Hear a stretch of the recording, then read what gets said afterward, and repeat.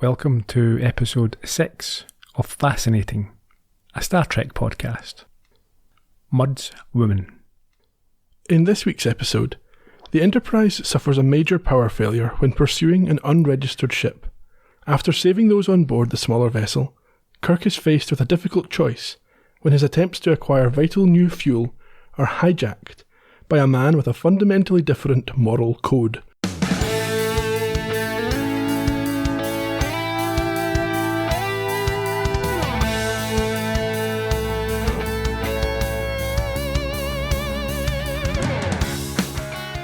Are you wearing some unusual kind of perfume or something radioactive, my dear? No, I'm just me. Good evening, Ian. That's an interesting aroma you have around you. Is that Old Spice or a bit of napalm you have there? Ode to Chernobyl. Ooh. How are things? Not too bad, Jerry. How are you? Grand. How's your half-life? Decreasing daily. Rapidly. Unfortunately. A weird one this week, I thought. When I say weird, I mean bad. Well, it's a change of pace anyway. There's certainly story elements that are tonally quite different. Yeah, I went from, I think, saying last week it was my favourite episode to this week being my least, perhaps. Maybe influenced by the fact there was a good one just before it. Yeah, I think so. The contrast was evident. I think one of the things that is part and parcel of watching these one week after another is that you see the differences between just the immediately preceding episode and the current one. And I think it's important to remember when these were first broadcast in the 60s, you had one chance to see it. For sure. If you were out on a Tuesday night or whenever it was shown and you missed one, then you just had to pick up with the next one, and that maybe tells a lot of why things are not as serial as maybe you would expect with a modern show. Mm-hmm. Good point. There was also an odd, I think maybe a mixed message, or one that was hard to decipher. I'm not sure what they were trying to say necessarily in this week's episode. I think, they're trying to be forward-thinking, but they're unable to envision a world where attitudes are fundamentally changed from 1966. Particularly in terms of the relationship between men and women.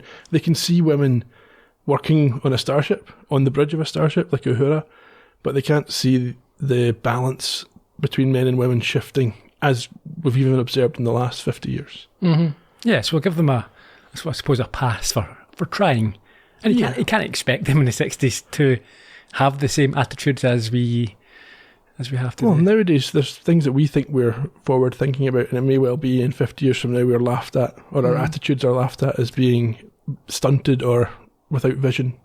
And you have to be honest and fair as well. There are still plenty of relationships where a woman and a man might get together and she might be perfectly happy just to fight.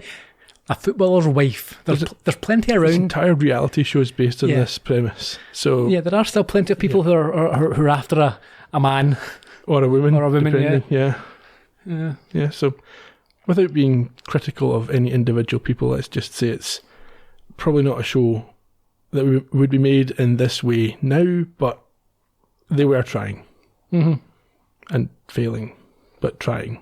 Well, we'll get into a more detailed chat about... Why don't we do it in our usual way? We should remind folk watching in... No, that's enough. Okay. You know where you can get us. Yeah. Follow us and watch us and download. If you want to know what order we're watching them in, go back to a previous episode we told you. If you like it, tell a friend. If you don't, tell an enemy. All these things. The usual intro. You ready? Let's go. Crack on. The first note I jotted down this week, and I think I might have to correct it, was Space Pimp. I don't think he's a pimp. No, I don't. And I think that might be influenced because that is a term that's associated with Mudd, and I think it was maybe an NBC executive one. One of the reasons why it wasn't selected as a pilot when it was proposed is it was a story involving a space pimp and 3 hookers, but I don't think that is an apt description of any of those people. No, I mean, he's quite an unsavoury character, but is he any different to Tinder is today? He's simply a matchmaker. Well, it depends. We don't get the full backstory. So from if you accept what we're presented with, that these women are willing participants in this scheme, then you would be less critical of him than if you thought they had been coerced, tricked, or in influence to take part. Yeah, we're getting ahead of ourselves. We start with a captain's log, and the star date is 1329.8. It is. I knew that. Did you? This is the first time I've known the star date. So those other times you were correct were just good guesses? Entirely based on my projection of the future. Okay. What's the Enterprise doing? It's pursuing an unidentified vessel, as I said in the summary earlier on. You know, I don't listen to these summaries. You never have. No, for never. years. Yeah. Anyway. It seems a fairly mundane task for a big ship like the Enterprise to be carrying out, I suppose, if they're the ones in the vicinity. Yep, I think that if you had a police vehicle, even if it wasn't, say, traffic or supposed to be on a particular duty. The car zooms past at 70 miles an hour now. Yeah. Well, maybe not for speeding. I mean, a large van might not be able to take on, but you will, if you're representing the government or whoever else, you might have responsibilities or duties that you'd expected to see out. To be fair, they also deliver chilies, so we can't say that any task is too small. Indeed.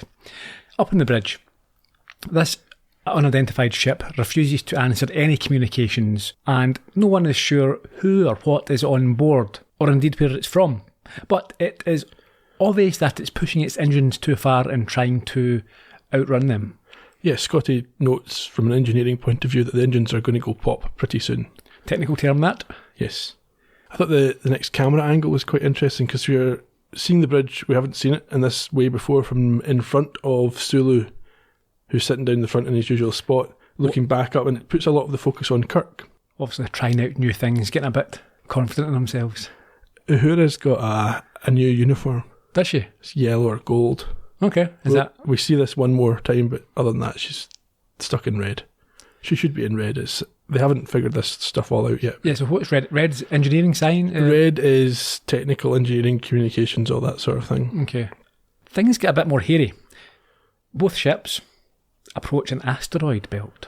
Yeah, I think the idea on the small ship's part is it can hide there, but unfortunately, its engines won't allow it to do so. No.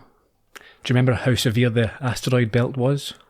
Well, in what sense severe? In a Schiller rating? All right, no, is it 3.5 or something? 3.5, yeah, very good, yeah. I didn't write that down, but it rings a bell. Okay. Spock also notes it's a Class J vessel, but we don't know what a Class J vessel is relative to anything else either. We don't. So Yeah. The Enterprise deploys deflectors. Yeah, so I was initially a bit confused, because my assumption was that when the engines went, they would explode. Whose engines? The wee ships. So Scotty's saying their engines are going to go. Uh-huh. So I'm thinking, they're going to... He's pushing them too hard, they're going to blow up. Yeah. But that's not... What happens is they just die and he starts to drift. And the risk to the ship is being hit by an asteroid. Yeah. That's why the shields will protect it. Because I was thinking, if their engines are going to blow up, you don't want to have them inside your shields. No. That's going to hurt you. Well, it depends. I mean, they can blow up in the sense that you can blow a fuse, as we see it. It's not a... You do see in other Star Trek quite often when a ship's engines go, the entire ship explodes. Right, okay. But that wasn't what was going to happen here. Scotty objects to protecting the small ship with the shields. Yes, because it puts a massive strain on the ship itself and the Enterprise. It does, but Kirk makes the order regardless and sends Scotty and Spock down to the transporter room to try and retrieve the crew. Well, we have the credits before then. Well, before they go, yes. Yeah. And before they get down to the transport room as well, there is damage to the Enterprise we need to discuss. Well, there is. Scotty had pointed out that they're pushing themselves too hard, and I think at least one of their, what they call lithium crystals, which will come to be known as dilithium crystals. All right. This is one of only 2 episodes where it's called lithium. We've already done the other one. It was the pilot where no man has gone before. Yeah, it's not just the one. Well, initially it's the one crystal, but they blow a second one very quickly afterwards. And Uhura states that she is getting a distress signal coming from the smaller ship. Yeah, perhaps it's realised its predicament. And at this point, we get down to the transporter room. Scotty has managed to lock onto something. And very soon, we see a flamboyant character. Yes, like something out of Gilbert and Sullivan. Yeah, dressed in a pirate get-up. Yeah, flamboyant's the word that I had down as well. He's got a sort of hack Irish accent as well. Yes. Clearly being put on. Mm-hmm. He identifies himself as Leo Walsh, and he tells them that the reason for the lack of communications was that he couldn't be sure who the Enterprise was. He was pretending he was worried about them, that they might be the bad guys. It's a bit dubious, isn't it? Yeah. He does confirm, however, that there are 3 more people on board, and they'll be in position now. Yep, and so Spock, McCoy and Scotty wait to see who will be joining them. But we're back up at the bridge. Sulu has bad news. What's that? The last of the dilithium or lithium circuits is kaput. Yep, and they are now relying on battery power. What sort of battery can power a spacecraft? A very big but short-living battery. Duracell, do you think? At least one of those, maybe 2 of them. Double okay. A's. Oh, not the wee square ones. No, the C. Yeah, maybe. Is that a C? Or is it a 10? I don't know what these things are. Yeah. I'm not sure. That's the one you can burn, nip your tongue. Yeah, if you can touch both the elements, yeah. But there's a bit of tension as Kirk talks with Scotty, who is having some trouble beaming up these 3 remaining individuals. We get the first of what will be a recurring theme throughout the series. You won't have noticed probably because you're a new viewer, but McCoy indicates his discomfort with transporters. Okay. And that'll come back up again. It's so bad, actually, that the other craft has been destroyed. Yeah, not by the transporter, but it's been hit by an asteroid and destroyed while they're in mid-transport. So we're not sure whether or not he's managed to beam across the... Yes, are they in transit or were they destroyed? So we're down at the transporter room, and fortunately we find out that it has been a success. And the other crew members get on board just in time. And things take a turn when the chaps from the Enterprise lay their eyes upon these new arrivals. Yeah, they're all sort of, ooh. And we see the women in soft focus, so we know they're attractive. Apparently, yeah. It's an engaging sight of 2 blondes and a brunette. Yeah, I'd say that McCoy and Scotty are captivated. Mudd gives a positive acclamation as the women materialise. Obviously, he's not affected by whatever has come over the others. Yeah, and neither is Spock, although he does observe the effect it does have on his crewmates. Yeah, we'll come back to Spock. We will. We will. On the bridge, Kirk seeks a report, but there's nothing coming back from the transporter room. No. Fortunately, however, things are okay now with the Enterprise, although it's still in battery power. I don't think this was deliberate, but Kirk communicates down and asks them how many they got off. I think at least 2. Sure. In the transporter room, Kirk's still demanding some kind of response, as you say, and eventually Scotty gives a response. What was that? They've got 4 people. But Kirk is not happy, understandably so, with the whole escapade. Yes, he wants the captain of the cargo ship brought to his quarters immediately, whether he can walk or not. Oof, he's not messing around, is he, Kirk? No. Not a happy chappy. Spock decides to drop in a bit of commentary here. Does he? Yeah, he notes that Scotty and McCoy are behaving in a curious manner. He asks Mudd if that's all of the crew, and he confirms that was everyone and goes to explain further, but Spock tells him to save it for the captain. He does. We get some really weird music playing as the women leave the room and McCoy and Scotty watch them go.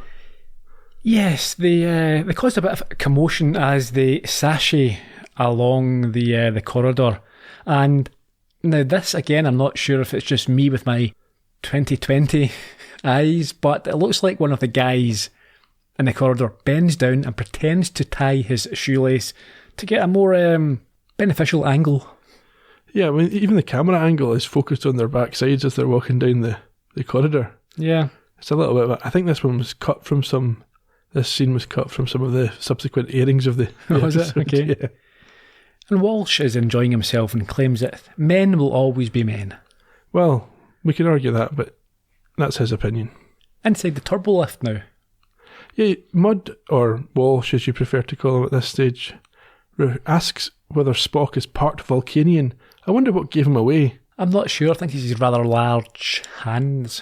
Yeah, his devilish good looks, maybe. His weird bowl cut. Yeah, it must have been something. Yeah. I don't think they used the word Vulcanian again. I think this is an early reference. And I don't know why Mudd would ask whether he's part Vulcanian and not entirely Vulcan. Anyway. Walsh mentions to the females that there's no point in them trying to use their charms on Spock because of this Vulcanian blood or Yeah, one of them, Eve, her name is, apologises to Spock for Mudd's comments and says he's used to buying and selling people, but she's just quickly shut down. Yes. I mean, obviously, Walsh is worried about giving his game away. So we're in Kirk's cabin, and with a smirk, Spock introduces the commander of the cargo ship to Kirk, who initially has his back turned. And he is evidently quite taken with 3 of the 4 before being told that they are not Walsh's crew but his cargo. I think, number one point, this sort of elfin behaviour from Spock is quickly removed from the series. Is it? We see it a bit in the early episodes and we don't after that so much. Yeah. The sort of snark in the background and smugness. Yeah, well, before I came to this, it wasn't the type of character trait that I had thought I would be seeing. Yeah, I think it's one of those things they maybe played with a bit and decided not to go with. Well, it's understandable and it's fair enough. You're developing a character Yeah. and they're not sure exactly where he's going at this point. As soon as the women are referred to as cargo, that brings up the question of human trafficking. Yes, it does. Because if they were entirely voluntarily part of this exercise, they would be passengers maybe, or guests. They certainly wouldn't be cargo. Yeah, I think that's just a turn of phrase. Interesting one. Mm-hmm. Maybe one that's giving a bit much away Yeah. for a guy who's trying to keep his secrets. Another captain's log, 1329.1. It's a recap, and we also find out that these women apparently have a strange, unexplained magnetic effect on men. Is it just me, or were there an awful lot of captain's logs this week? Yeah. Seemed more than usual. Maybe I'm imagining it, but there seemed more than usual. They didn't add an awful lot. No. And this unexplained magnetic effect, it's just they want to court them. Perhaps, but there is something extra maybe. Is there? I don't know. We don't find that out. This is it's confusing because we find out different things and what's actually going on, and none of it really, it's not consistent. No, we don't know what the... Yeah, is there some sort of physical effect on these guys, or are they just... I don't even know. Are they tricked? Are they... Yeah. Is it superficial? I don't know. Because no one seems to act. They all have this sort of sense of something, but nobody stops what they're doing or doesn't do something they're meant to be doing. Mm-hmm. It's not like, I think we saw one of the earlier episodes where people were a bit distracted from their work by things that were going on, but that wasn't the case here. No. Everyone stuck to their duties. Kirk did what he was meant to do. Yeah. McCoy did what he was meant to do. And if it's just that they are beautiful, then they're over... The reactions are over-exaggerated. Yeah, you're getting these reactions like they've been away on... Like, thinking back to maybe 1966, men have been away on military vessels with no women on board. And they've been off at sea for 6 months and they're coming back and they're seeing a woman. But that's not the case. But that's not the case. There's women on this ship. Yeah. That's one of the reasons why I think this is quite a weak episode. Yeah, it's not fully explained what we're meant to understand from this. Anyway, we're in Kirk's cabin where everyone has been shown out, leaving Walsh trying to explain himself to Kirk. Well, how the devil am I supposed to know this is a starship, Captain? There I am with a cargo of young lovelies. A strange ship comes up alongside. Well, naturally, I did my best to evade you. And starship, Captain, or no, you exceeded your authority when you drove me and mine into a shower of asteroids. Your name, please. Walsh, Leo Walsh. You destroyed me ship, Captain. Mr. Walsh, I'm convening a ship's hearing on your actions. Mr. Spock will supply you with any legal information you may need for your defense. You're a hard-nosed one, Captain. And you're a liar, Mr. Walsh. I think we both understand each other. Security? Escort Mr. Walsh to his quarters. Confine him there. I like that from Kirk. I think that's pretty effective. You're a liar. Get out. Yeah, I think he understands that that's how you have to treat someone like Walsh. You have to be quite firm with him, I think. Yeah, you're just not taking any of his nonsense. Yeah. If you give him an inch. Up on the bridge, Spock is in the captain's chair shuffling Kirk's minidisc collection. Yes. Yeah, I think he's going to put some of his own music in there, so Kirk comes in and he puts on the wrong CD or the wrong disc. And seeing the state that Farrell has got himself into over the women, Spock agrees with Scotty that they're in a bit of trouble. Yeah. It's not an ideal situation. They're down to their last crystal and it's cracked, and they cannot bypass it. Mm-hmm.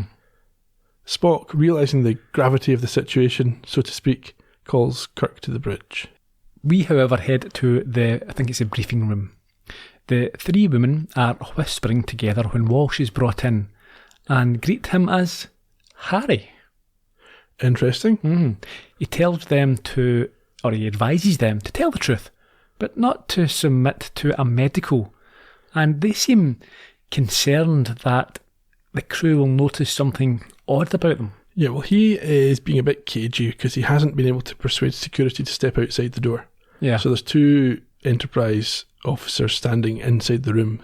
He doesn't want to give too much away, and he's very careful to correct the women when they refer to him as Mud or Harry. Mm-hmm. He tells them not to panic. Leo will take care of things. But they seem worried and point out that they have no ship and are headed the wrong way from where they're meant to be going. Eve then calls him Harry again, and he has to remind her that, no, he is Leo Walsh. Yeah, he garbles something about loveliness. Yeah. Back up to the bridge where Kirk had been summoned. What happens here? He gets the same information that we got from Scotty and Spock in the previous bridge scene. So Kirk, at this news, says that he's going to see Walsh skinned before they arrive at a solution. Spock is more concerned about the power situation. Well, what's the solution? Well, he suggests they head to Rigel 12 where there's a mining operation, and he's already had the course plotted by the navigator. Yes, just under 2 days. Just in case you want to do that, Captain. And Kirk affirms this order. Yeah, apparently it's a high-grade lithium.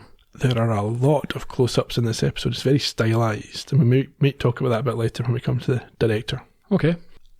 You might be right. Another log we have here, 1329.2, and we're told that a hearing of Walsh is taking place, and Kirk is still worried about the effect the women are having on his men. Although it's not really seeming to affect their work, like we said.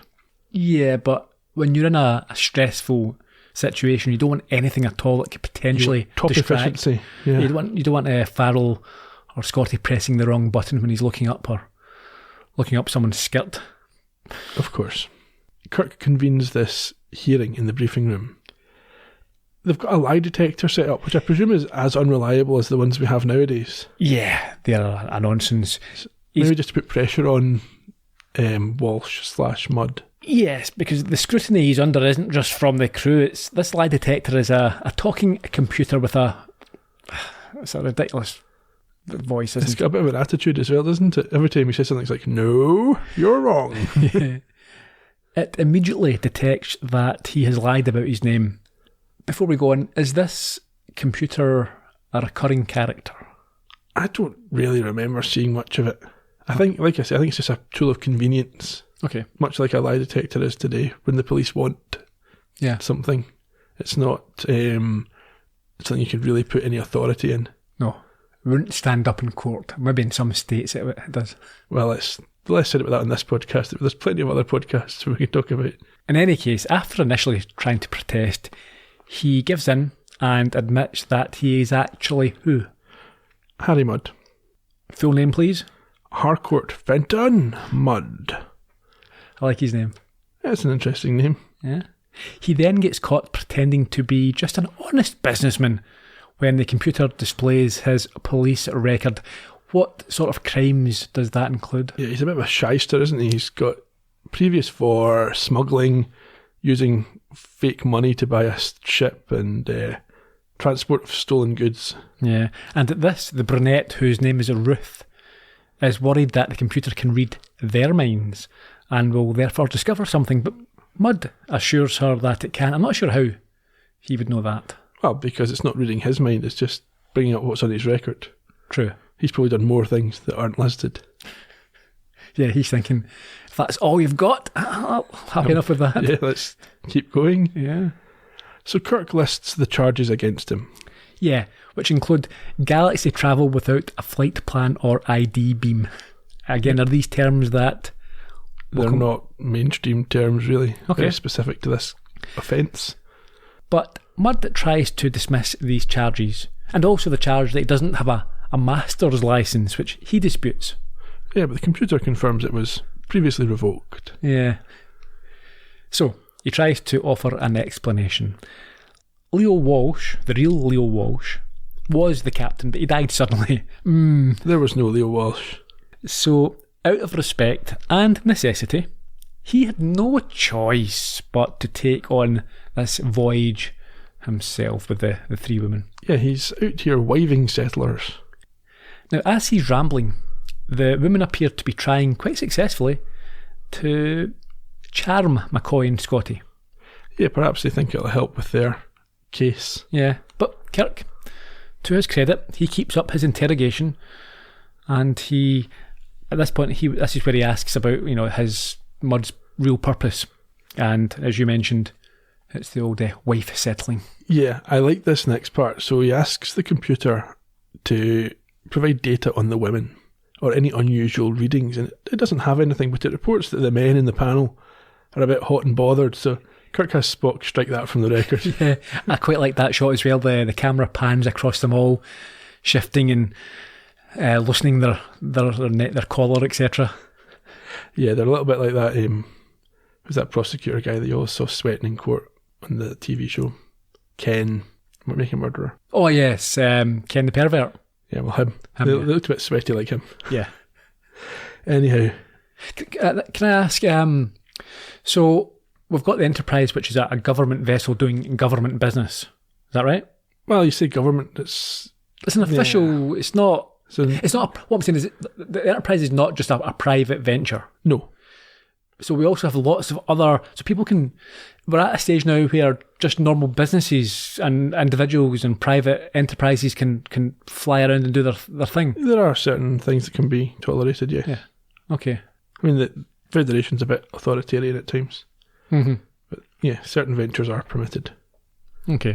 Getting back to the hearing, Kirk wants to know whether these women were voluntarily part of this expedition. Yes, and this Mudd introduces Ruth, Magda, and a pleading Eve, who accuses Kirk of denying them a chance of getting a husband and gawping at them. Well, fair enough. Probably accurate. Kirk notes that there's no charges against these women. They're not being accused of anything, and puts the case against Mudd, asking him if he has a defence, which he does not. No, only what he's already offered. Which wasn't a defence. It wasn't. Well, he was just claiming that he was doing nothing wrong. Yeah. Kirk draws the matter to conclusion, saying that Mudd will be handed to the legal authorities.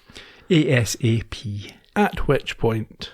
Yeah, Kirk is grabbed by Eve, and she demands to know what will become of them. I suppose they're in quite a vulnerable position. Yeah, he's not happy with being touched. He wants her to back off, and I think the last crystal fails at this moment. Yeah, at this point, that's what happens.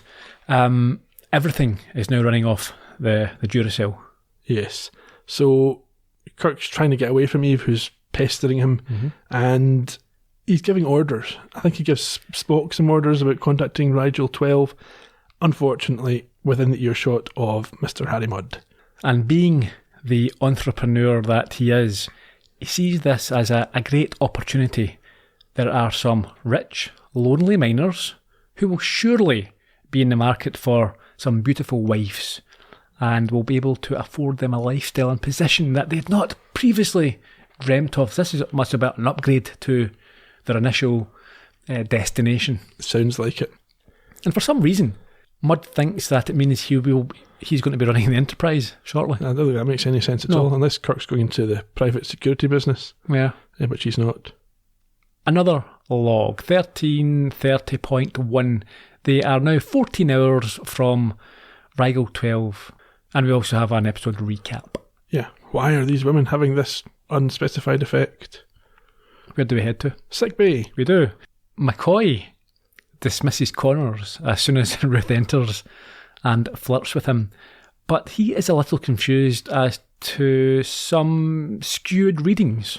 Well, yeah, she's not being tested for anything because, if you remember, she was told not to submit to any medical examinations. But as she walks past McCoy's little scanner, we've seen this in previous episodes. I think we saw Gary Mitchell set it to 0 for himself, and there's various other times with, I think, the evil Kirk as well. It starts making random bleeping noises. Now, this, again, is something that's confusing, because either they have some sort of power, or they don't, and it's all in the mind, and it's all a case of confidence. Yeah. So why is this machine going off? The machine isn't attracted to these women. It's not even scanning her directly, and it's making so something's off about her.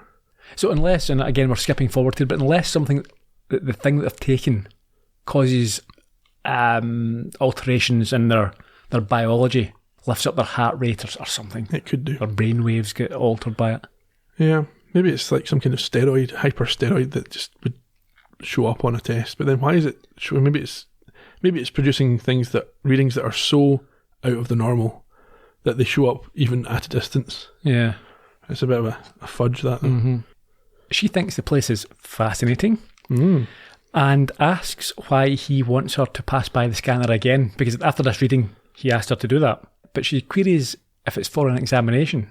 Now, because she's been told not to get examined. Yeah, but the response to this is a bit dubious. It's a bit weird. He says that no, he wouldn't trust himself to do it. What do you mean trust yourself? You couldn't examine her in case you done something inappropriate? I don't understand. I think the impression I got was that he couldn't trust himself to interpret the readings correctly, but I don't know. Maybe he's just being coy. I don't know. Anyway, she agrees to pose beside the system again, and it bleeps again, yeah. It does, yeah. And at this point, she strokes his face and asks about the health of the miners on Rigel 12, but seems surprised. Who seems surprised? Ruth, but not unhappy. Okay. Yes, she learns that there's 3 of them, conveniently. Yeah.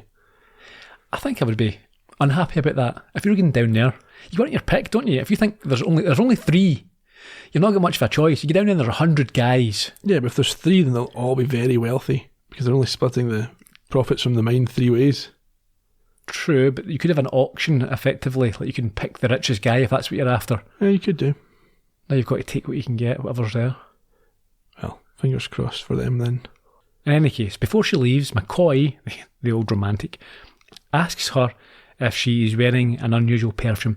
That's what we heard at the top of the podcast. We did. Are you wearing something radioactive? It's not the most romantic of lines, is it? Where do we go? Kirk's quarters again, where we find, not for the first time, a woman waiting for him when he returns. Yeah, she's a bit out of order here, I would have said. She's lying on his bed. Yeah. He pretends that he's unhappy about this. Well, yes, he or at least the director, puts this grid between them, which I think is a metaphor for the captain being unable to engage with women while he's working. Yeah. I don't know. What's her excuse for being there? She doesn't really have a good excuse, does she? She's hiding from all the men. Oh yes, they're all harassing her and she doesn't like it, but she's using that as a sort of a way to flirt with Kirk. He unconvincingly claims that he'll have a word with him. I don't think he will. No, he has no intention of having a word with him, although he is trying to resist her advances here. You can see him backing away very slightly without wanting to appear to be backing down. And he goes on to blame her and the other women in defence of his men before she accepts that they are probably lonely. Something she can understand. Yeah, but they're not lonely. Oh, they might be. Yeah, they might be, but that's not relevant, really.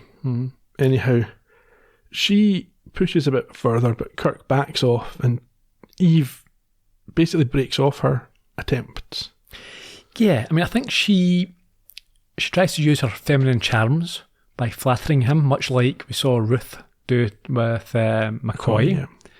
And I think she accepts, or she tells him that she understands it must be hard for him to be the captain and a paragon of virtue. Yeah, they both agree they don't know any people who are actually paragons. No.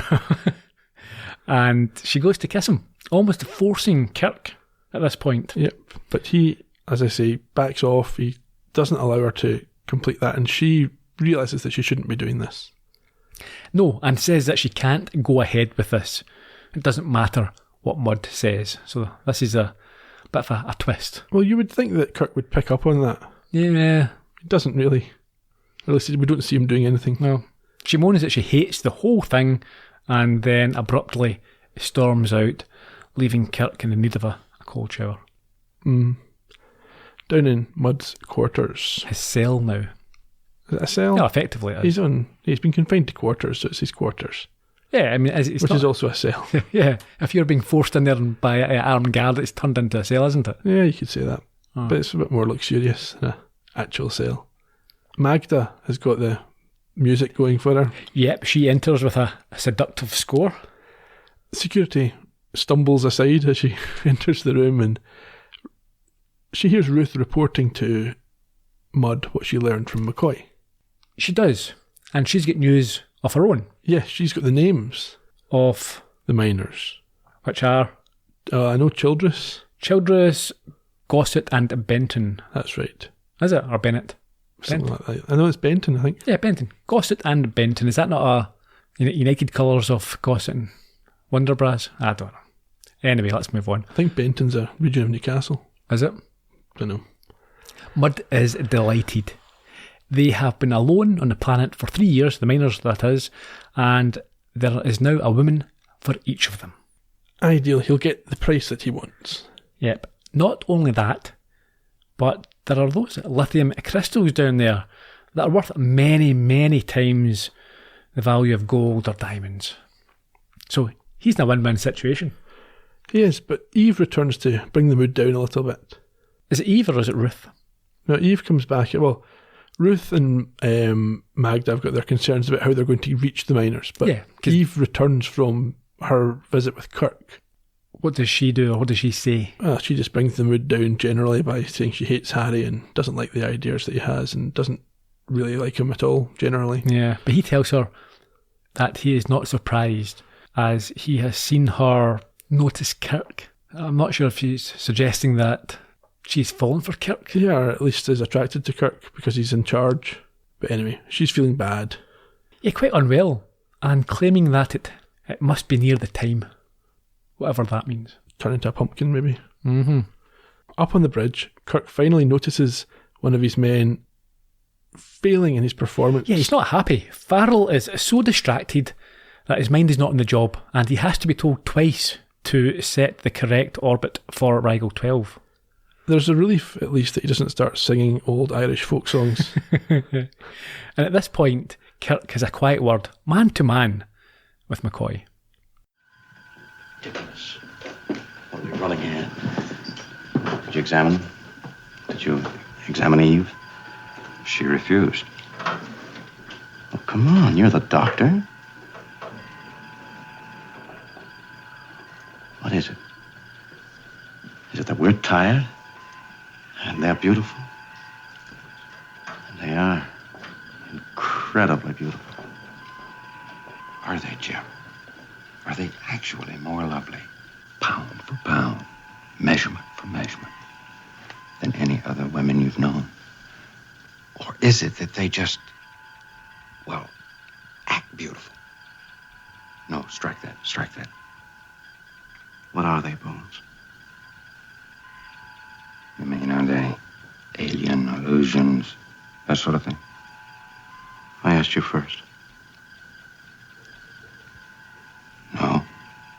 An alien smart enough to pull this would be smart enough to keep my medical scanner from going bleep. I don't follow you. I don't either. That was a fun clip. I thought I liked that. It's a bit silly. Well, this is the thing. So these two guys think they might be under the influence of something artificial, and they think their behaviour's affected. Spock, who is unaffected, is sitting there watching them, not contributing, not offering any guidance or support. No, he's curious and amused, I think. Yeah, he's quite happy. I get the feeling that Spock thinks there's not really a problem here, and he's just going to let these guys muddle along and enjoy it. Yeah. Or maybe it's a study of the human condition again. Big breakthrough for Mr. Harry Mudd. Yeah, we're down in his room. What happens? He now has a communicator that Magda has acquired from him, presumably by seducing a crew member and nicking it off him. Yeah, and we see that Eve, she's staring in a near catatonic state. She's still not happy. Not at all. Back up to the bridge. Well, before they go back up, Mudd uses the communicator. He contacts the miners. He does. What does he say? Well, they say come in Enterprise, and he says it's not exactly the Enterprise. Not exactly. Down in the bridge. Or up in the bridge, I don't know. Who knows? Well, yeah, up on the bridge. Okay. They enter orbit of Rigel 12, and Kirk instructs Uhura to make arrangements for the miners' representatives to beam up for a meeting. And apparently they've got enough power to orbit for about 3 days. That's plenty of time. Seems to be, yeah. Back down to Mudd's room. Things have taken a drastic turn as we see that the women now have removed their makeup. And one of them messed their hair. Yeah. See, this is like, I don't know, it was a thing a few years ago where, maybe it is still today, but women were posting like no makeup days. Yeah. Or before and after. That you were horrified by that, quite uncharacteristically. I was not horrified at all. You vomited. I did not. I was in no way shocked with this con job. No, it's almost as if, what, you're telling me you're going to look not as attractive when you take off your extensions, your fake eyebrows, your fake eyelashes, your blusher, your concealer, your foundation, your lipstick. But I think the point is that they do still look as attractive when they don't have their makeup No, on. they don't. No, they don't. Oh. They certainly do not. The beauty is on the inside. Yeah, no, they certainly do not, and they've been aged. They've had lots of. Oh, these women, I thought you meant the ones on Facebook. I'm talking the ones on Facebook. The purpose of the no makeup day is to Yeah. show that you don't need makeup to be beautiful. Yeah, well, do you know what? I'm not going to get all political about that, but that's complete and utter nonsense, because if that was the case, they wouldn't be spending an absolute fortune on putting makeup on it every single It's day. the con job of the cosmetics industry to trick them into thinking they need all these It's not. things. I have seen absolutely some sites. Anyhow, we don't even agree on what happens to these women. You think they're getting older. Mm-hmm. I don't think they're getting older. Oh, they're definitely getting older, I don't yeah. think they're getting older. Of course they're getting older. I think they're just losing their glamour or their sheen. Not at all. They're horrendous looking like this. There's makeup, mass amount of prosthetics been put on them to make them look absolutely. They're aged. They've got lots of wrinkles all over their face. Well, let's see. Maybe some of the listeners will chip in on this, because I think they're just meant to look less attractive and not older, and you think they're meant to look aged. Oh, I think they look an awful lot older. Yeah, I think there's 20. I think there's 20 years on them. If that's the case, then why Yeah. does Harry Mudd not mention reducing their age as one of the effects of the medicine when they talk about the effects of this Yeah, that's pill? what I'm saying. Because it's a badly written episode. You're blaming the writing, okay? Right, I'm saying it's inconsistent. This entire thing. Yeah, I think they're quite clearly being aged. There's no reference in the script at any point. I've looked into this about age, youth, or agedness. I'm not using the script. I'm using my eyes. When you see them transformed, they are noticeably older. They've got wrinkles on their. They're really wrinkled and haggard looking. I think those are scars. Not scars at all. How would he get scars from? Why would Harry Mudd be using scarred women?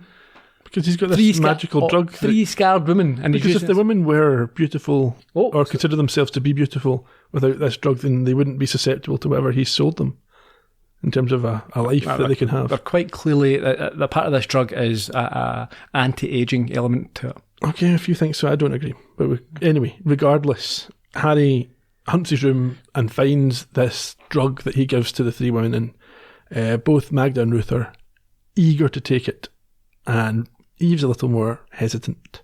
But they eventually do take it. I mean, She does eventually, but Mudd has to explain to her, not explain, because that's probably not the right word, not how she takes it, but Mudd has a talk to her about how maybe she's infatuated with Kirk, but he's in love with his ship, and there's nothing she can do to change that, so she might as well just get on with things. Mm-hmm.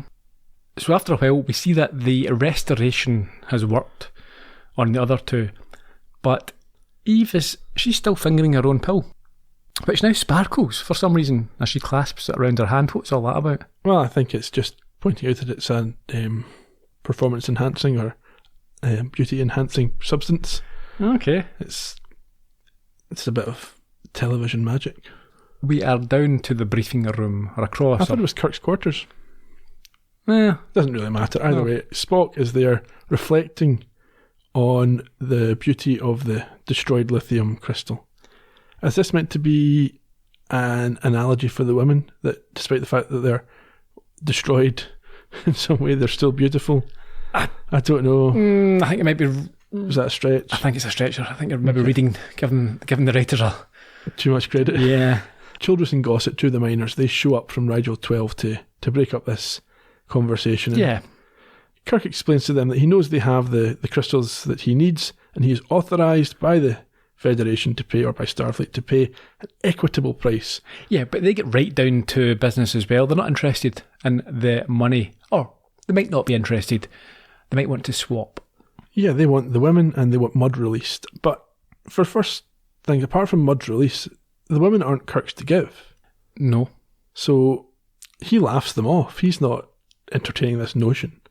Yeah. And even if they were his prisoners or they were in his control, they're not assets in his view. He doesn't view them as something of value to be traded for goods. Yeah, and on top of this, they also say that they have arranged for the charges to be dropped against Mudd. Well, yeah, they've agreed that is something they will insist on as part of the negotiation, yeah. They've spoken to Mudd, and he said, look, you can have these women, but you need to get the charges dropped against me. Yeah, but who's going to Kirk's going to have to drop the charges, or otherwise his ship's going to blow up because it's going to crash into the planet. Yeah. And they feel like they've got all the leverage. But Kirk thinks that that's not the case, because even though they've warned him that he won't find the crystals if he doesn't deal, he says that if they allow the Enterprise to be destroyed, essentially, they're going to have some trouble, because there's things that they'll also need: cargo runs, medical help, protection from starships. They're going to lose out on those things. They're in a pretty vulnerable and lonely planet themselves. Yeah, there's 3 of them. What are they going to do if an aggressive invader comes along, Klingons or whatever else? The standoff is broken as the women are ushered in, but this only confirms what Childress wants, and he has his position strengthened as the Enterprise switches to battery saving mode. Yes, essentially they've put on that little toggle that says don't use full brightness and turn the lights off after 3 seconds of non-use. Mudd then makes Kirk's position clear. He's going to do a deal. He's no other choice. Yeah, the situation is quite stark, because they've entered orbit, they don't have the power to get out of orbit, and they also don't have the power to maintain the orbit after a few days. So the ship is going to be destroyed in the atmosphere if they don't get these crystals one way or another. So I'm thinking it's a sort of a Mexican standoff to an extent. But racist. If Kirk plays his hand, he says, okay, we'll wait here for 3 days. So they've got Childress and Gossett or whoever it is on board with Mudd. So you're on our ship. If it gets destroyed, you're also destroyed. Exactly, yeah. I don't know. Yeah, because you assume the miners don't have their own transporter facilities. Yeah, he could have pushed it, but he's not that kind of man. At least not in this episode. We have another log where Kirk explains that they are transporting down to get the crystals, but expect trouble from the miners. Yeah, did you take the implication then that they're just going to go and take the crystals? Yeah, well... For a second, until you see they've taken the women to the planet with them. Yeah, we arrive in Rigel 12. Kirk, Spock and Mudd land. Now, here's a question. When you transport somewhere, do you know exactly where you're landing? So let me give you an example of Back to the Future. Okay. When you time travel in the car, the DeLorean, you stay in the same geographical place, but you go back in time, so that in the third one, they go from the car park and they've been chased by Native Americans. Or in the first one, they hit a barn, right? Yeah. So do they know when they're going down somewhere? Okay. That they're going to, what if they landed? What if they say, oh, we'll beam down to this planet and it's a wall? It's a wall or into a pit of lava. Yeah. So part of the transport, the further they go through Star Trek, the more specific they can be about this. So at the moment, yes, they can target a specific area, and the transporter will make sure it's a clear area. But I think the further on you go, when you get to Next Generation and so on, you can target within a ship. Like, you can go from a corridor to another corridor. They wouldn't do that at this stage here because, like you say, you don't want to be beamed in halfway into a wall or a floor or something. Yeah, okay. Inside the base, we see that Childress and the women are already there, and there's a little soiree taking place. It's clear that Kirk has conceded. He's lost the standoff. Yeah, he's got to park his ego and admit to Childress that he's won. And he asks, almost pleads for the crystals, but... Yeah, Childress is a bit of a pain here. He's like, no, you're not. I'm busy. I'm having a party. He's not a very gracious victor. So he's not carrying out his end of the bargain. No, well... I mean, he will later, presumably, but yeah. I think he's just enjoying exerting a little bit of power over Kirk. Having his fun while he can. Kirk then snaps at Spock. It reminds him that they're running out of time. And at this point, Childress seems to be doing a great job of putting Eve off living with him. Yeah, well, this is the point where the episode changes focus. Yeah. So up until now, it's been Kirk running this case against Mudd running his little scam, and Kirk negotiating with Childress. But now Childress essentially becomes the primary moving piece. Mm-hmm.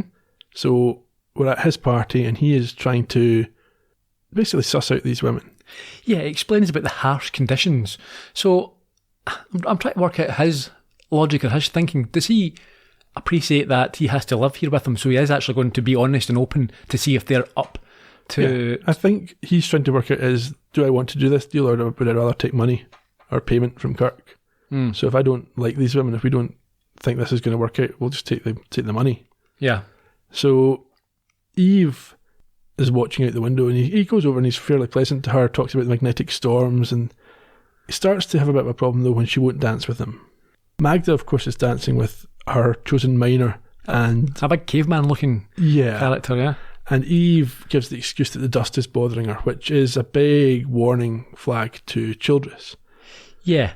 He's unhappy. He goes over and grabs Ruth from Gossett, I think it is, who in turn then tries to take Magda from the caveman. Yes, but he's not having it. No, he's just... You're not cutting in on me. And an old school style Western saloon fight sort of breaks out. Well, this whole episode's got a touch of the Westerns about it, doesn't it? I say the Frontier Wives or whatever. Of course. I mean, Star Trek, I think famously Star Wars was described as a space Western. Yeah, and I think Roddenberry sold Star Trek to the network as Wagon Train to the Stars, although it's not really Wagon Train. I think people have said there's other Westerns that are more similar. Mm-hmm. But I mean, it's the frontier spirit. Yeah. Anyway, as this fight is going on, it allows Eve to run to the door and she screams about having a raffle in which she's the losing prize of the loot. Yeah, she thinks they're all fighting to not have to go dance with her or be with her. Yeah, and she storms out into the sandstorm. Childress shouts after her that she'll be killed because of the strength of the storm. Yeah, I think Kirk, he's about to follow her and he's warned that he'll die out there. So he tells Childress to get the crystals ready. He's ready to get Eve. Yeah, quite heroically, he'll go out and save the day. We then get a shot out on the planet's surface where Eve is struggling with this sandstorm and quite clearly has chosen the wrong shoes. Yes. And we see that Childress is also out on the search. Yes, he's manfully or heroically, or I don't even know what the word would be. Selfishly, I don't know what. Not sure if it's selfish. It'd be quite easy. He certainly wants to try and find her and save her. But for what? Yeah, he wants to save why? her for why? Yeah, for his benefit, I'd imagine. Kirk gives up on the search, and we see him back on the ship where he said, "Enough of that sand for me. Let's just search using our scanners." Yeah, I think that's through a captain's log. Yet another captain's log. Yeah. Spock on the bridge says they're struggling to carry out this scan because the air's ionized due to the magnetic storm. Yeah, and the search has been going on for over 3 hours already. And Scotty's like, are we really wasting our batteries on this nonsense? Yeah, he's in a hard position. Yeah, because he's tasked with keeping the ship going until they get the new crystals. Kirk's quite short with Scotty at this point. I think he is quite sensitive about this failure on his part to... We get a lot of this sort of pricked egos in this episode. It's not just Kirk. He's not the first and he's not the last to show a bit of defensiveness. When his manhood's been challenged. He's used to floating around the universe or the galaxy, being in charge and people doing what he wants, and now his crew have seen that someone's basically... You wonder maybe with these women kicking around if there's maybe a bit of a testosterone overflow. Quite possibly, yeah.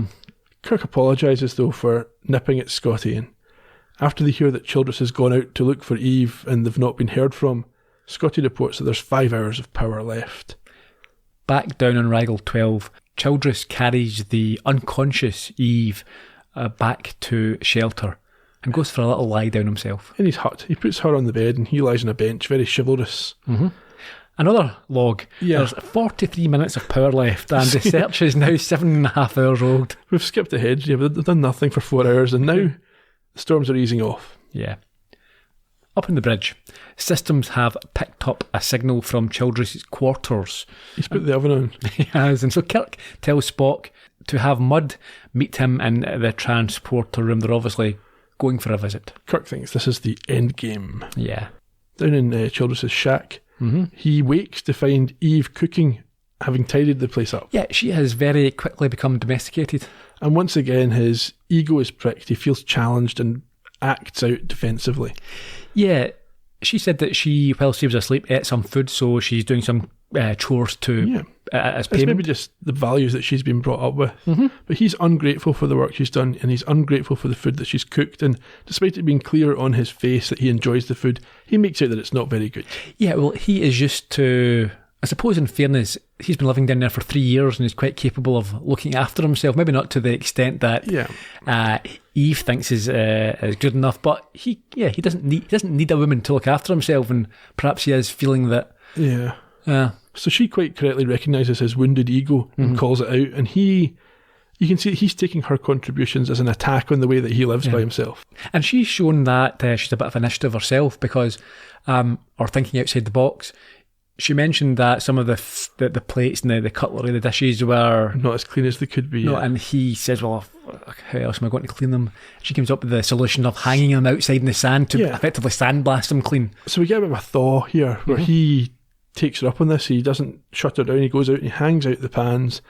But when he comes back in, she's playing a card game, doesn't accept his suggestion because he's not understood the rules of the game, and his ego, once again pricked, fragile as it is, sends him right back on the defensive, and he insults her appearance, and she says she just slumped because she's tired of it. Yeah, well, she's now markedly less alluring than when she's on the pills. Well, she's just taken her eyeshadow off, I think.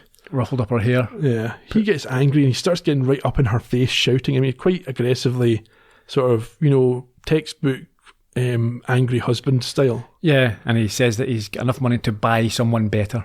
Quite disgusting behaviour, quite frankly. Yeah, and he's leaning towards her, being aggressive, just as Kirk and Mudd enter. I think he... Yeah, and he backs off going, I didn't touch her. Basically, like, it may have looked like I've just thumped her, but I haven't yet. No, that's just the state of her face off the pills.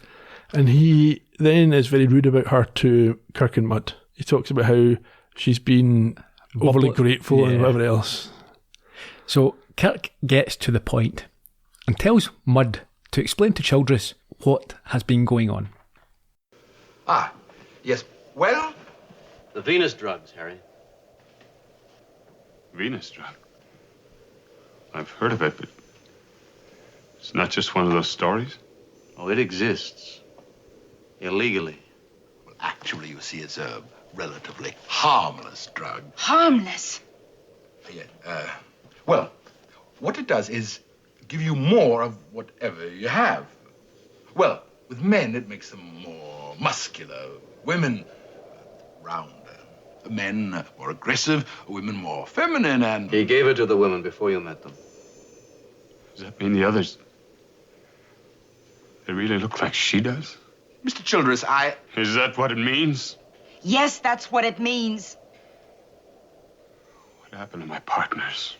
They've left for their quarters during the storm, Childress. They're married. Subspace radio marriage. It was a fraud. They can get out of it. if they want to. Why? Well, you can't condemn the women. I can. Man goes out, fights, almost dies. We all almost died. We should have, but we didn't. Now that we've got the good life in our hands, you bring us women for wives and... You don't want wives. You want this. This is what you want, Mr. Childress. And I hope you remember it and dream about it, because you can't have it. It's not real.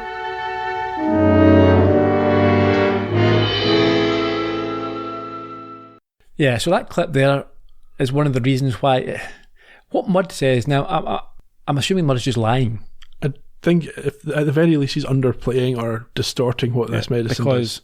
As we've discussed, I think these pills are anti-aging.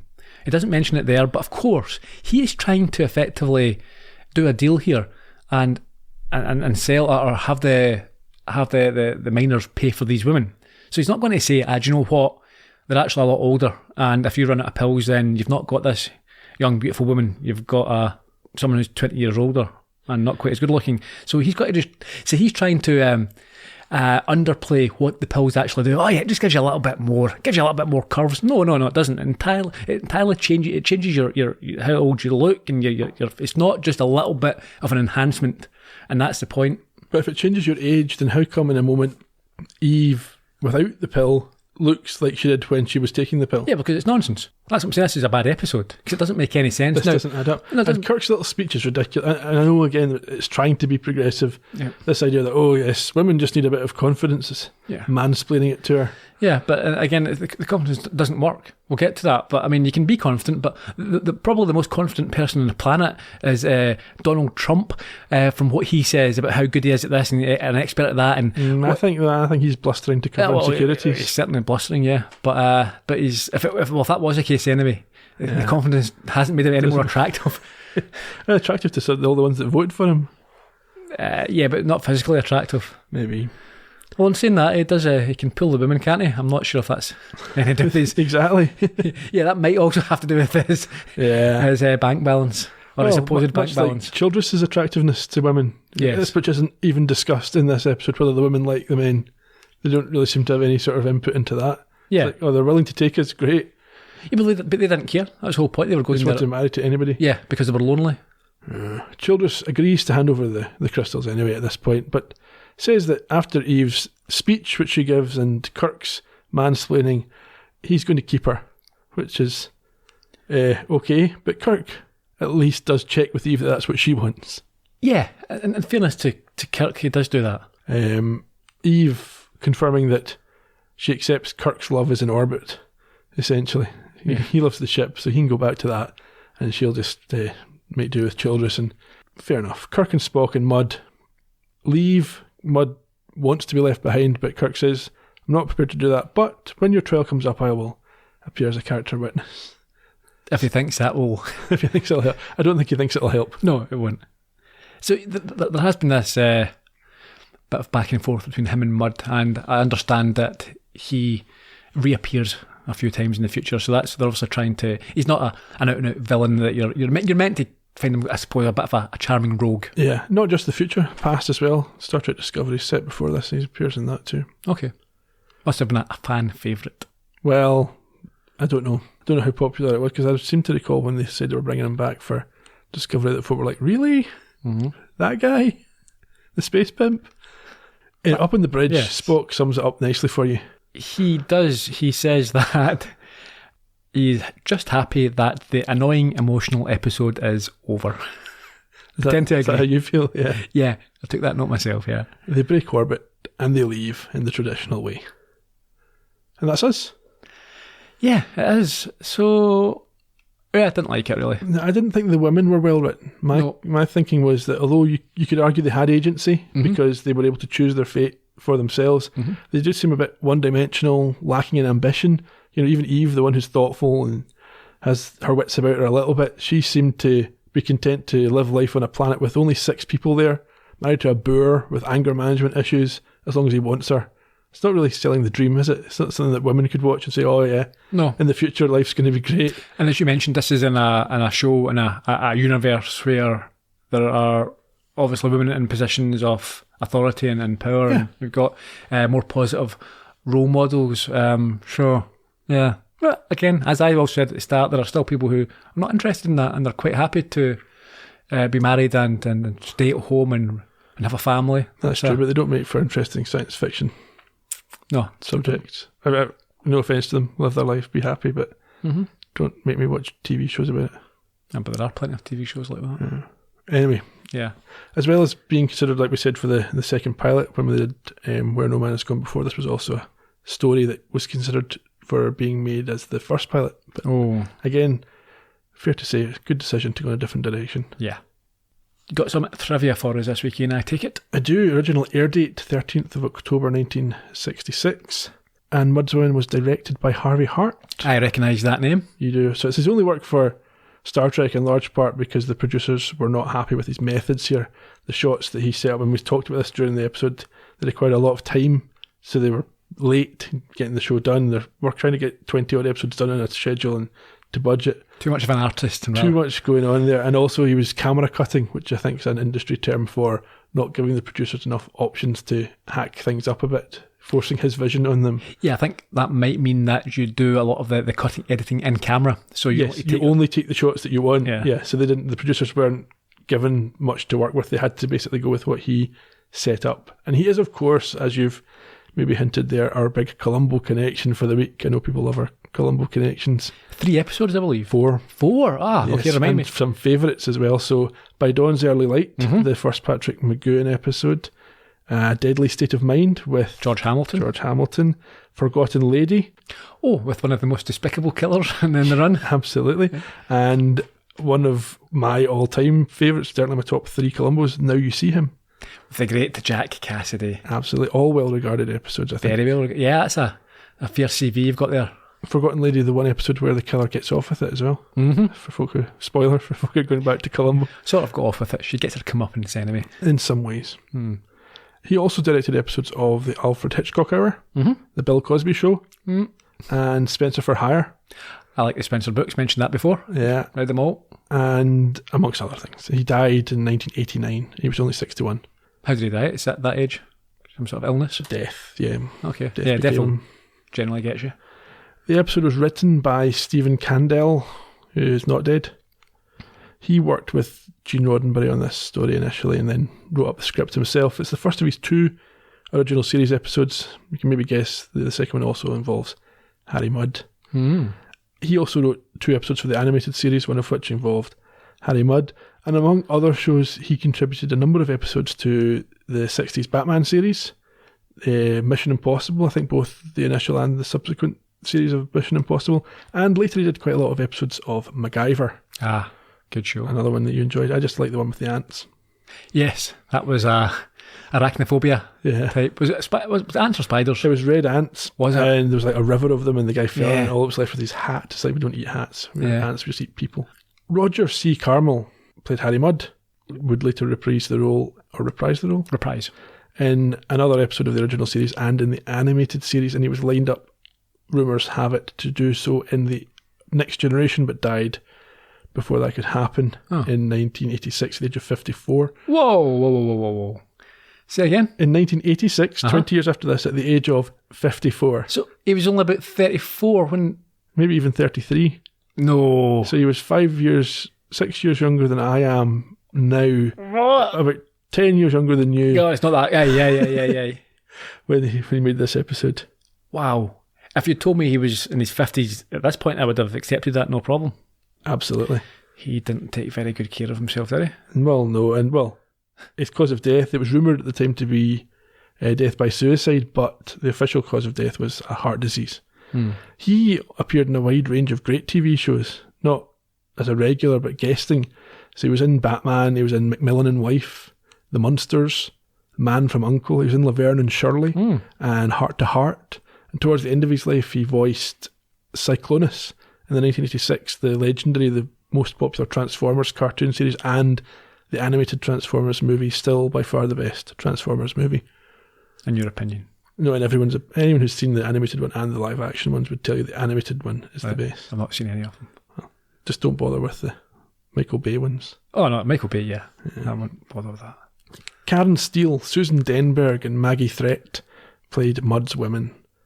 Steele was Eve. She also appeared in shows like Rawhide, Bonanza, and Flipper before her early death in 1988 from cancer at the age of 56. Denberg played Magda. She was born in occupied Poland during World War II, grew up in Austria and moved to America in the 60s. Her only other real significant role was as Frankenstein's monster Christina in the 1967 Hammer horror movie Frankenstein Created Woman. Apparently she was in Playboy. Yeah, I'm told that it appears as a piece of trivia on IMDb, doesn't it? Yeah. Threat was Ruth, the dark-haired woman. She also appeared in shows like The Wild West and I Dreamed of Jeannie. The miners were played by Gene Dynarski, John Cowell, and Shaman Glass. Anything interesting there? Well, Dynarski was Childress. He went on to appear in one other episode of the original series and one episode of The Next Generation. As the same character? No. As well as showing up in programmes like Batman, The A-Team, and Seinfeld.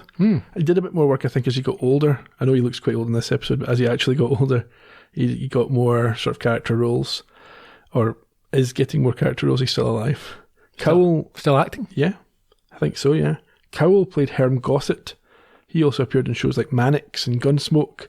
Glass was Benton. He showed up in Deliverance, Blazing Saddles, and Buck Rogers in the 25th Century. Cowell died in 2003 at the age of 75, and Glass died at the age of 90 in 2016. little bit of trivia. There was a scene filmed that didn't make the final cut where Mudd attempts to persuade Uhura to take the Venus drug, which Roger Carmel liked. He thought it fit the ethos of the show. Another one to maybe file away for later, a writer called Harlan Ellison, whose name will be familiar to sci-fi fans and to Star Trek fans. He was apparently on set while this episode was being filmed, to the annoyance of the producers. It might not mean too much right now, but store that one away for later reference. Okay. Jimmy Ellison.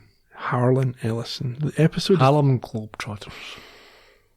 This episode is the first of 3 to feature the voice of legendary Star Trek producer Bob Justman as an unseen character on communications. International titles, to wrap up. Mm-hmm. It's not a lot of variants this week, so a lot of them are just Mudd's women and the women of Mudd. Dirty women. The French might have been struggling for a good translation of his name because they go with Trois femmes dans un vaisseau, 3 women on a ship. The Italian translators went with Il filtro di Venere, the Venus filter. And the Japanese writers were obviously working along similar lines. They went with Kyofu no Binasu, Frightful Venus. Nah, that's poor. Yeah, better luck next week, eh? Hope so. What have we got next week? The 7th episode of Season 1, What Are Little Girls Made Of? Sinew, cartilage, bone, flesh, blood, oxygen. And you should know you've got a number of them buried in your back garden. Who are you talking to? Until then. Yeah, until then, catch us on the usual social media channels and our website. We'd love to hear your reflections on this episode and your thoughts on our discussion. And we'll see you next time. Cheerio. Bye-bye.